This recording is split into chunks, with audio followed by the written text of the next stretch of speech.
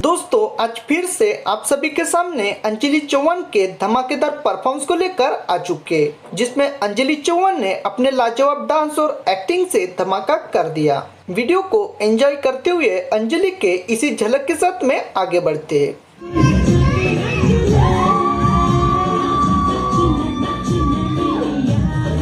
दोस्तों कुछ दिनों पहले अंजलि चौहान का दिल्ली में इवेंट हुआ, जिसमें अंजलि ने माधुरी मैम के सॉन्ग पर परफॉर्मेंस किया, जिसमें अंजलि ने हुबेहूब माधुरी मैम के जैसा ही डांस किया। इस परफॉर्मेंस पर अंजलि के फैंस ने बवाल मचा दिया था। आज अंजलि आप सभी के सपोर्ट की वजह से यहाँ तक पहुँच चुकी है, जो कि अब किसी सुपरस्टार से कम नहीं।